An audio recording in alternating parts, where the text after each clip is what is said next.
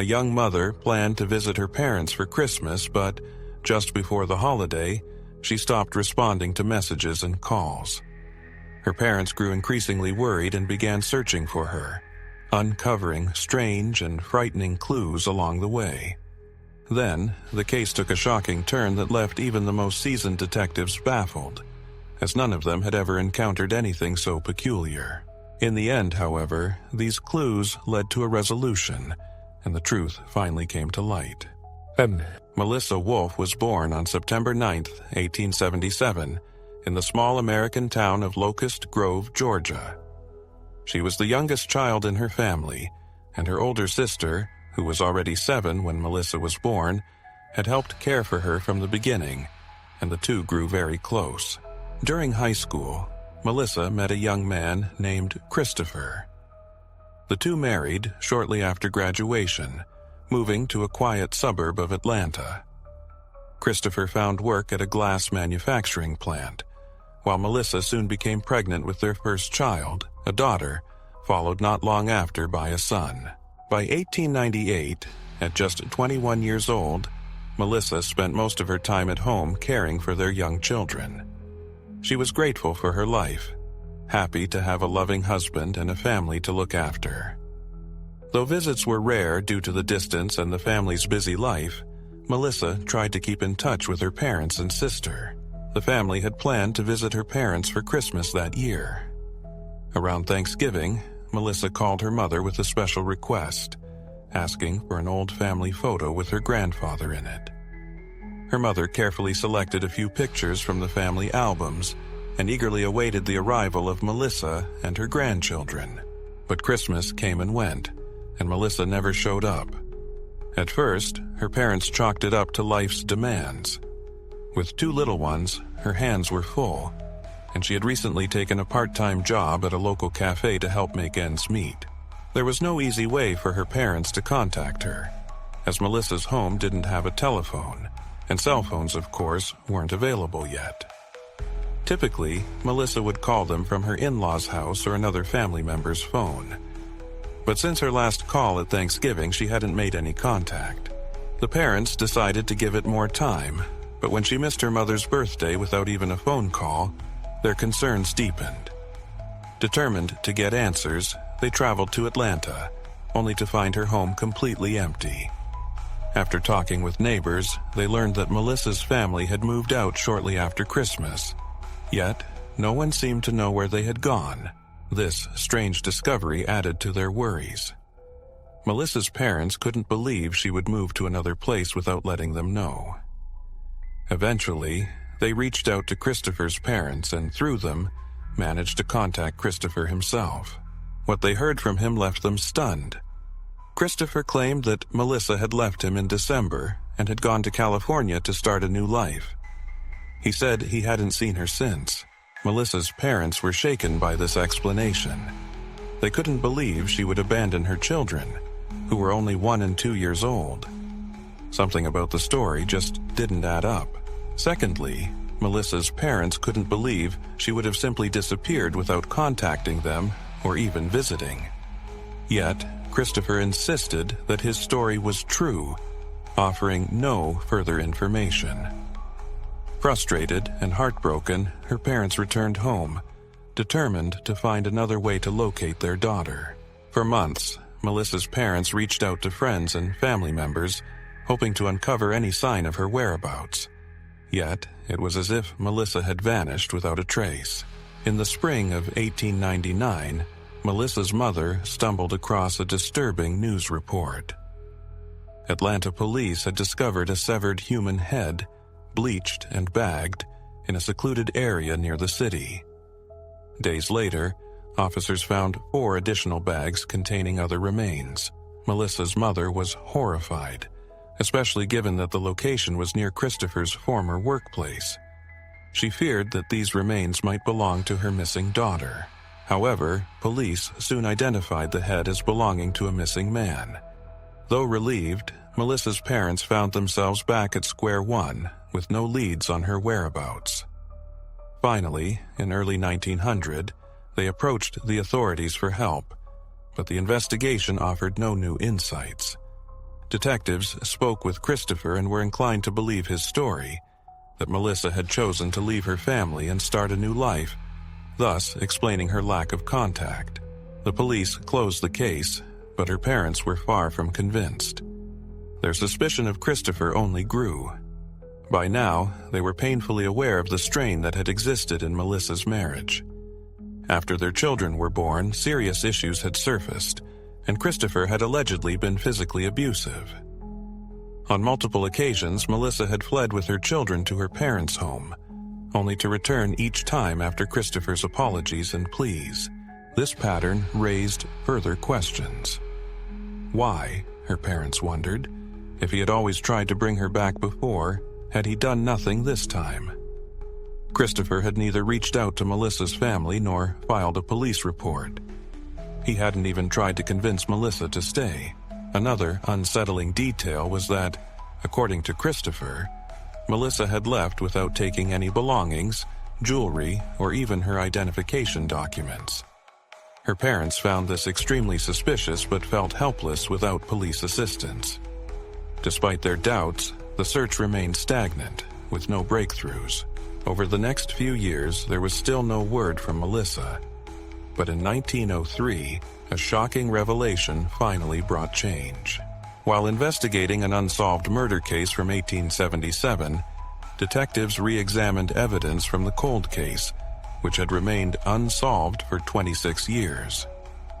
With recent forensic advancements, investigators conducted a DNA analysis, and the results were unexpected. They identified the perpetrator as Carl Patton, Melissa's father. But this was only the beginning. After his arrest, Carl made the police an unusual offer. He would confess to 4 other murders if they granted full immunity to his wife, who, he claimed, had been his accomplice. In a shocking turn of events, Melissa's mother agreed to testify against her husband, receiving immunity in exchange. It all began in December 1777, when a woman named Mary offered Carl $15,000 to kill her husband, who had been unfaithful. Mary had also taken out a sizable life insurance policy on her husband, intending to collect the payout. Carl accepted the offer and recruited a friend to help. Together, they carried out the murder. However, the husband's lover was also present, so they decided to kill her too. They dumped the woman's body in the river, while staging the husband's body in a car on the railroad tracks to simulate an accident. A month later, Carl learned that his partner had confided in a friend and now intended to turn them in. To protect himself, Carl invited his accomplice to his home and killed him, disposing of his body in the river with his wife's help, who also assisted in cleaning up the crime scene and the blood-stained van. Years later, Carl confessed to a 5th murder, claiming that 5 years earlier, Mary had offered him money to kill her first husband. Carl took the job, adding another charge to his record. By then, the police had already suspected him of sham murders and questioned him about Melissa's disappearance. However, Carl maintained that he had never harmed his daughter. Investigators eventually concluded that Carl was likely telling the truth about Melissa, noting that he had confessed to multiple other murders without prompting. Carl expressed regret for his actions and said his remorse had driven him to confess. Seeing an opportunity, Carl asked to meet with the lead detective on his case, urging him to investigate his daughter's disappearance. "You caught me," Carl told him, "so I think you might be able to find my daughter." Intrigued by Carl's plea, the detective agreed. As he delved into Melissa's case, the detective focused on a curious detail. 4 years earlier, body parts had been found in bags near Christopher's workplace. The police had assumed the remains belonged to a man, but the detective realized that this assumption was based on conjecture rather than forensic evidence. Due to the advanced decomposition of the remains, investigators decided to request a DNA analysis, especially since they already had a sample from Melissa's father on file.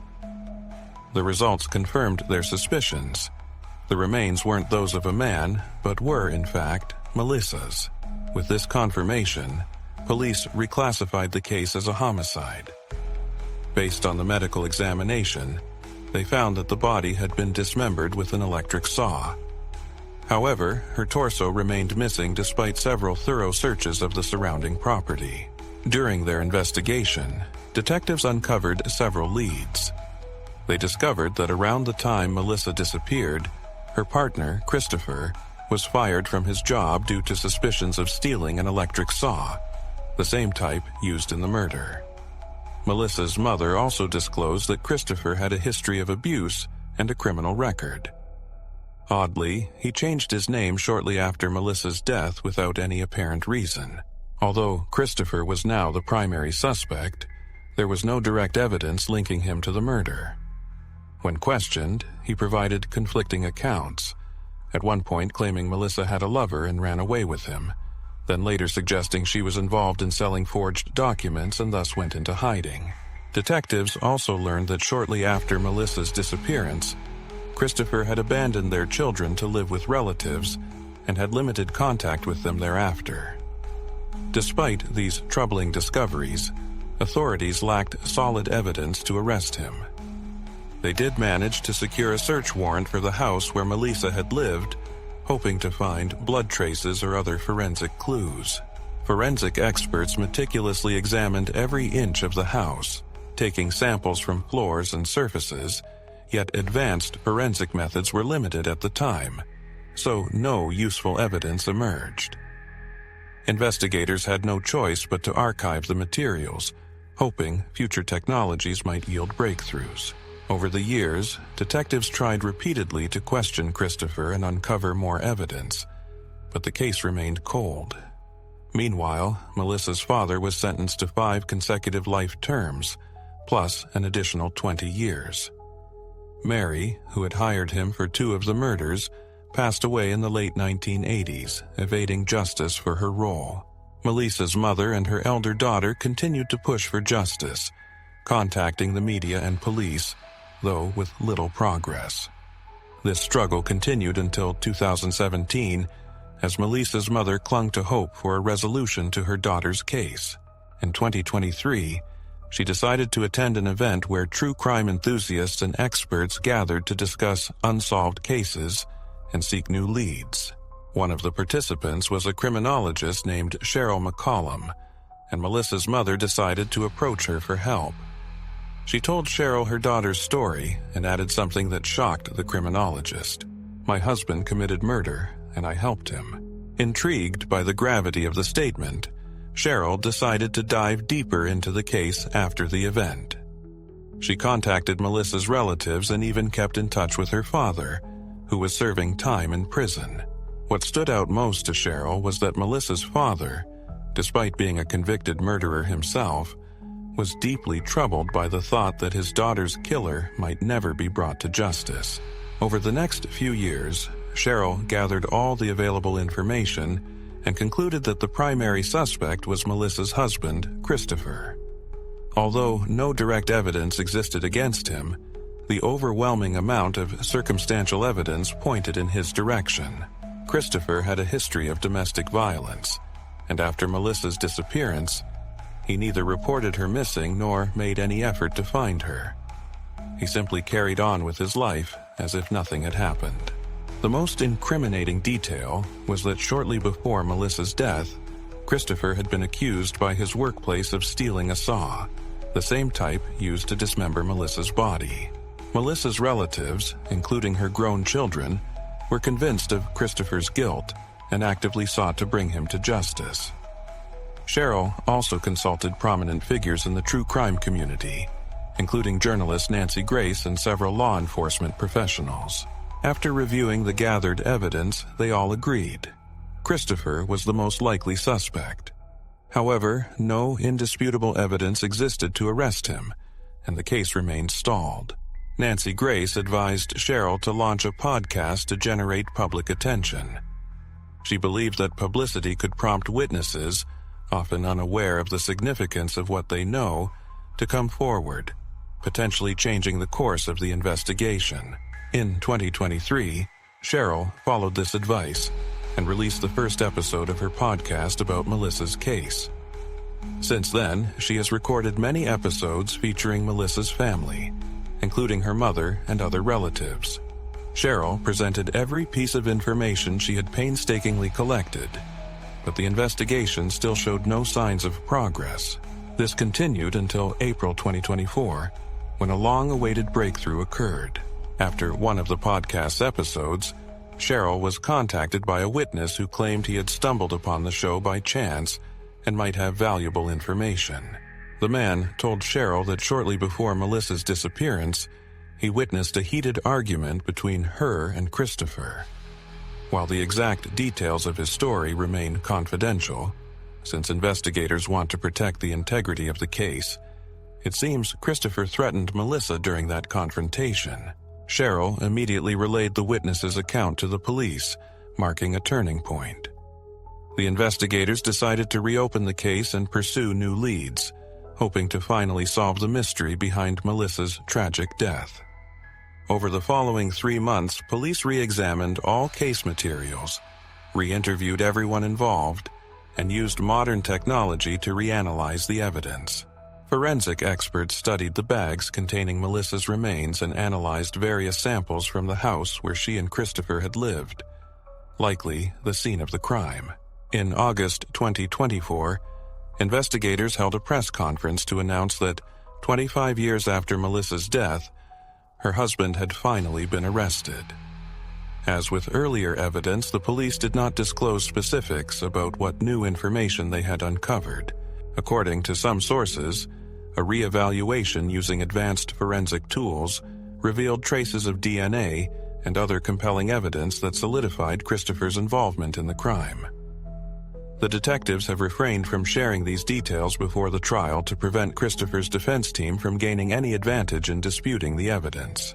Currently, Christopher remains in custody, awaiting trial, with even the preliminary hearing yet to take place. At this hearing, he will be asked to plead either guilty or not guilty. Melissa's family members, along with the investigators on the case, are confident he will be convicted. They believe the new evidence will be difficult, if not impossible, for his defense to contest. This case is finally drawing to a close, almost 26 years after Melissa's tragic death. Her story has captured national attention for its shocking developments. Initially, police had only come to suspect foul play due to a tip from Melissa's own father, who was serving a sentence for another murder. Later, the podcast proved crucial, bringing forward a witness whose account led to the case's reopening and, ultimately, Christopher's arrest. Melissa's children, who have also long believed in their father's guilt, hope for justice to prevail soon. Beyond securing a conviction, they are eager to understand Christopher's motives, a truth they believe will only come to light if he confesses.